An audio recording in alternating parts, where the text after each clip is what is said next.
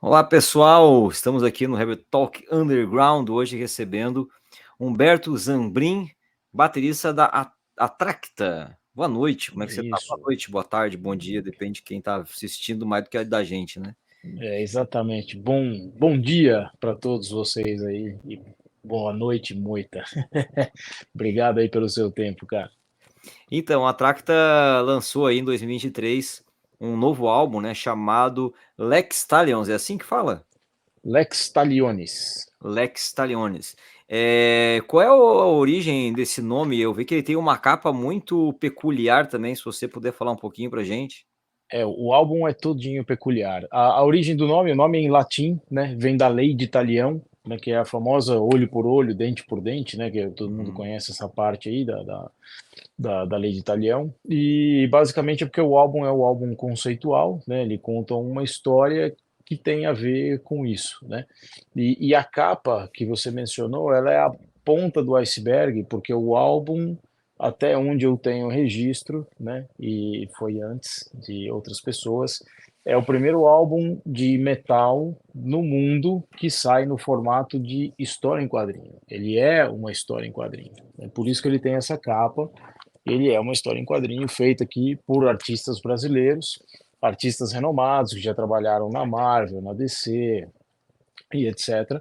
Né? Então é uma história que eu escrevi, ela foi adaptada para virar uma história em quadrinho e foi adaptada para virar as 9 canções que compõem o álbum. Né? Então a gente planejou tudo de uma maneira que se você pega a revista e você começa a ler, no momento que você começa a escutar a primeira música, você termina ela mais ou menos, se você é um ser humano normal, que tem uma leitura normal, Uhum. você passa por cada capítulo da história, que é cada uma das músicas, meio que ao mesmo tempo, assim, termina tudo junto. Então você consegue ter uma imersão na leitura.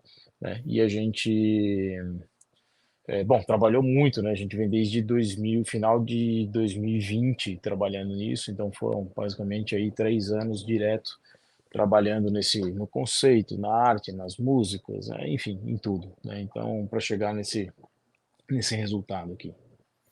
E como foi que surgiu essa ideia de lançar em quadrinhos? Você já era um consumidor de quadrinhos? Vocês estavam querendo fazer uma coisa diferente do que o mercado estava propondo? Eu sempre fui consumidor de quadrinhos, eu leio desde a minha infância, assim, a primeira coisa que eu lembro de eu ler na minha vida foi histórias em quadrinhos, assim, logo que eu aprendi a ler, 6, 7 anos, eu já fazia isso lá na década de 70, comecei nos anos 70. Então, eu sempre tive muito ligado com isso, mas eu nunca liguei uma coisa com a outra, assim, né? A gente sempre vê alguma coisa assim, vê algumas adaptações que aconteceram, né? Póstumas, alguns álbuns que viraram revista em quadrinho e tal.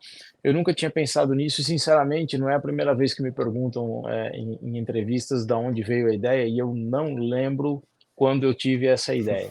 Provavelmente em algum momento na tour do álbum anterior ali, que a gente lançou em 2017, a gente ficou tocando até 2019, e acho que nesse ato aí de 2019, 2020, eu devo ter tido essa ideia, não sei por quê, não sei como, mas eu lembro mais ou menos a razão, assim, eu lembro que nas entrevistas que eu dava sobre o outro álbum, que também é conceitual, eu sempre tinha a impressão que as pessoas não tinham compreendido as letras, assim, né, letras mais complexas, mais metafóricas e tal, em inglês, então é um pouco mais difícil, né, para o público daqui do Brasil e tal.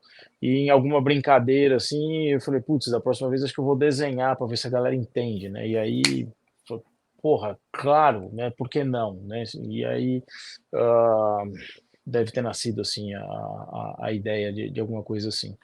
E bom, enfim, foi um baita trabalho e tá aí, né?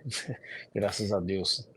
Boa. E hoje a grande parte do consumo musical vem através de plataformas de streaming, né?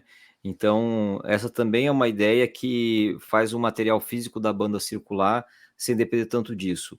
Quem quiser adquirir essa HQ, vocês têm também esse álbum físico ou vocês optaram por lançar HQ fisicamente e deixar o som digital? Nós optamos por deixar o som nas plataformas, a gente não fez nada físico, musical falando, né? Nem vinil, nem CD, nem pendrive, nem nada assim. A gente vive, eu encaro assim, a gente fez até uma pesquisa no Instagram da banda um pouco antes do lançamento, porque a gente tinha, né, a revista, ela é no formato de um vinil, né? Ela é quadrada para Uhum. lembrar o vinil, porque a ideia era lançar um vinil duplo com a revista e tudo mais.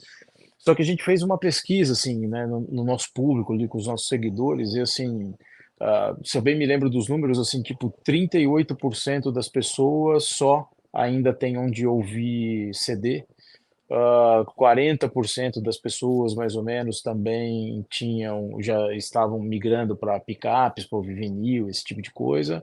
E, tipo, 90% das pessoas ouviam música mais pelo streaming, porque ouvia no carro, no trabalho, etc, etc, etc.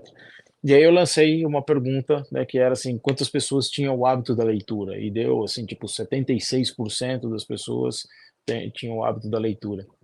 Então, para a gente pareceu, sim, fazer um CD seria um desperdício de grana, porque você gasta, acaba não tendo muito valor, né? Colocar dentro desse formato seria uma coisa pequena dentro de uma revista e acabar se perdendo, não fazia sentido.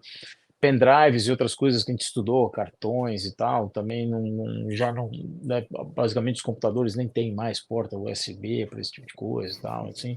Então pareceu tudo meio ultrapassado. A gente vive num limbo tecnológico para música fora o streaming, né? Então, vamos fazer o streaming e a versão física do álbum é a revista, que fazia todo sentido para a gente, que o investimento é maior do que um CD, mas bem menor do que um vinil, né? O vinil ainda tem esse problema de ser muito caro, né? Tiragens para bandas como a nossa underground, tiragens são altas, né? As mínimas aí, 300 unidades e tal.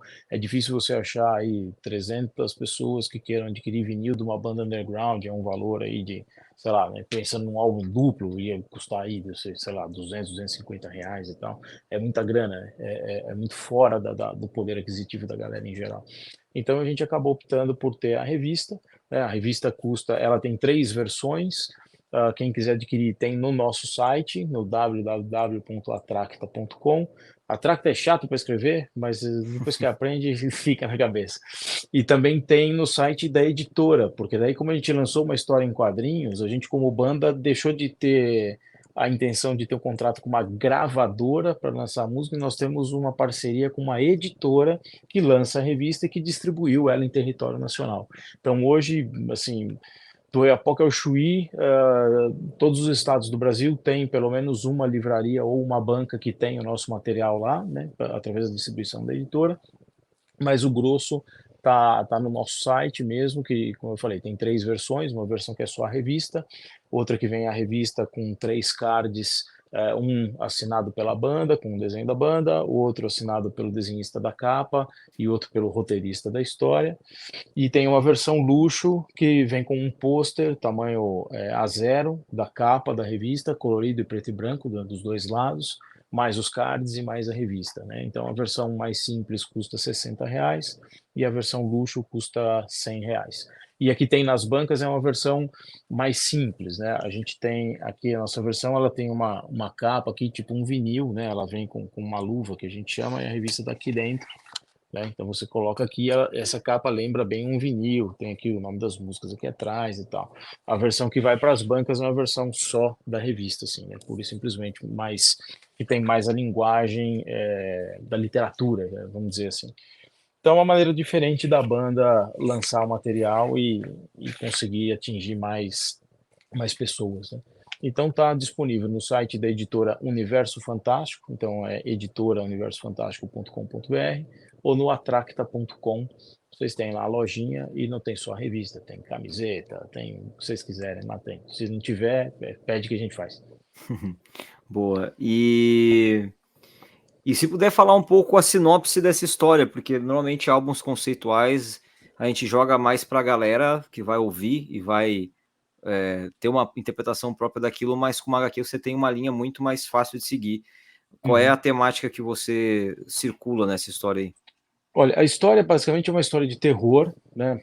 Foi bastante influenciada por algumas coisas aí do período da pandemia que eu fiquei assistindo. Eu mergulhei muito naquele universo do Invocação do Mal, Annabelle, etc, etc.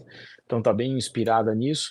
Mas é uma história assim que ela começa como, vamos dizer assim, um thriller policial, meio tropa de elite, e cai para uma coisa de terror. Basicamente conta a história de uma pessoa que durante a vida inteira ela podia fazer tudo errado e ela fugiu disso, e de repente, quando ela está no melhor momento da vida, ela morre, ela é assassinada. E aí, essa pessoa chega nesse momento e fala assim: não, agora, né, não é possível. É daí que vem o nome da lei de Italião, do olho por olho, dente por dente. Eu falo: não, então chega um momento que eu vou ter que fazer alguma coisa e tal. Então, é, vai dando um pequeno spoiler: esse cara que é assassinado, ele volta e começa a infernizar toda a vida de toda a cadeia de pessoas que estavam envolvidas no seu assassinato aí. Eu ouvi o álbum hoje mais cedo, inclusive, é um álbum bastante visceral, né? Acho que tem uma balada só ali e é um som bastante moderno também. Talvez não seja um heavy metal tão tradicionalmente consumido aqui no Brasil, né? Que a galera mais voltada para power metal, vocês têm uma influência que diferencia um pouco o som de vocês. E eu achei muito interessante que tem uma faixa com Bjorn Strid do Soilwork, né? Que acho que o Soilwork é uma banda que algumas nuances do som de vocês dá para relacionar. Eu queria que você falasse um pouco das influências de sonoridade desse álbum e também de como foi esse contato para vocês terem o Bjorn participando. Tá. Bom, eu acho que assim, musicalmente falando, esse álbum é uma evolução do outro, que a gente já estava meio influenciado assim por uma coisa desse heavy metal moderno americano, tipo Five Finger Death Punch, coisas assim, Uhum. né? Mas aí passou muito tempo, né, do álbum anterior para esse, foi 2016 para 2021, quando a gente começou a compor e tal, bastante tempo, né? E nesse meio tempo entraram outras coisas, e a gente produziu esse álbum. Quem produziu pra gente foi o Adriano Daga, que é produtor aí, ganhador de Grammy, todo mundo conhece, baterista da banda Malta, tudo mais. E no começo da produção do álbum ele falou assim: olha, por que que vocês não fazem uma playlist, né? Cada um coloca aí umas 5, 6 músicas, né? Cada um da banda. E vocês passam um tempo ouvindo essa playlist para a gente poder direcionar um pouco mais essa influência, porque cada um na banda gosta de coisas completamente diferentes. Isso que sai aí realmente é a soma das influências da gente mesmo. E a gente montou uma playlist que tinha desde hard rock até death metal, assim, tinha de tudo.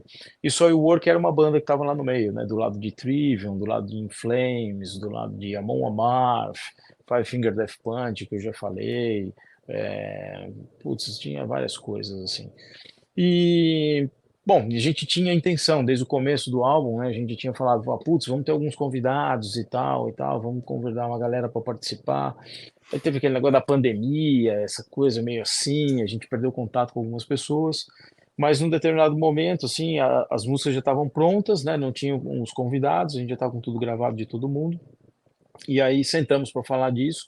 E aí um nome que apareceu assim de cara, foi, putz, o Bjorn, o vocal dele combina muito com o vocal do Kleber, putz, seria legal. Putz, mas é um pouco mais extremo, cara, os caras estão ali no death metal melódico, né? A gente não tem muito disso, mas tem, é aquela coisa, será que vai casar? Aí jogamos a bola pro produtor, né? Quando você tá nessa dúvida, Uhum. aí você joga a bola pro produtor, ele falou: ah, gente, manda uma mensagem pro cara, se o cara topar, meu, por que não, entendeu? Se chegar aqui e a gente vê que não ficou legal, a gente não põe, mas por que não? E aí eu entrei em contato com ele, através do Instagram dele mesmo, lá, mandei uma mensagem para ele, expliquei a situação, mandei a música, o cara gostou, falou: não, beleza, vou fazer. Eles estavam, quando ele gravou, eles estavam numa turnê europeia, quando ele falou comigo, eles estavam na Itália, aí eles iam, né, fazer aquele pedacinho ali, Alemanha, tal, não sei o quê, aí iam para a Rússia. Aí ele falou para mim: olha, eu vou para a Rússia. Aí no meio do caminho surgiu a ideia de ele fazer o clipe junto com a gente, né? Então ele gravou enquanto ele estava ali entre a Itália, Suíça e Alemanha, tal, essa perna da turnê. Mandou, a gente trabalhou a música aqui, mandou para ele, ó, finalizou, fechou. Aí ele falou: ó, eu vou para a Rússia fazer os shows, eu volto para casa, eu vou ficar uma semana pescando com meu pai, e aí quando eu voltar na pesca, aí eu gravo os vídeos para a gente fazer o clipe. Aí eu falei: beleza, né? Dava o tempo certinho porque a gente precisava, e aí aconteceu, né? Aconteceu a música, o clipe a gente já tinha gravado fazia tempo, né? E foi soltando isso ao longo do ano passado, né? Então, acho que a música com o Bjorn a gente soltou perto de setembro, ou alguma coisa assim, já não me lembro. Já passou bastante coisa, muita água debaixo da ponte, assim. Mas foi um convidado inusitado, assim, né? Que somou, e acho que a combinação das vozes ficou muito legal, assim. E ele curtiu bastante a música, assim, nas mensagens que ele passou. Ele fez vídeo, né? Ele publicou isso nas redes dele e tal. Então foi bem bacana poder trabalhar com alguém assim, que no momento é um ídolo e depois você vê que é um igual, assim. A gente conversou de igual para igual, trabalhou de igual para igual, foi muito bacana. Um cara muito 10.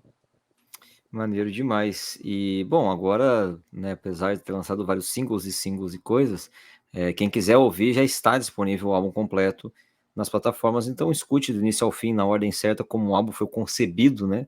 Exato. Principalmente por ser conceitual, tem mais importância ainda isso. Bom, tem uma outra banda brasileira que também tem uma pegada de fazer um som diferente, mais moderno, né? E que muitas vezes é até comparada ao Disturbed, que é o About to Crash. E vocês, Sim. quem quiser conferir o trabalho tanto da About to Crash quanto da Tracta ao vivo, vocês vão tocar juntos no La Iglesia agora em abril. Isso, no dia 19, uma semana antes do Summer Breeze. Os meninos do About Crash, eles tocam no Summer Breeze, se eu não me engano, na sexta-feira. E Uhum. uma semana antes, eles já vão estar aqui em São Paulo, então a gente já vai fazer um esquenta lá.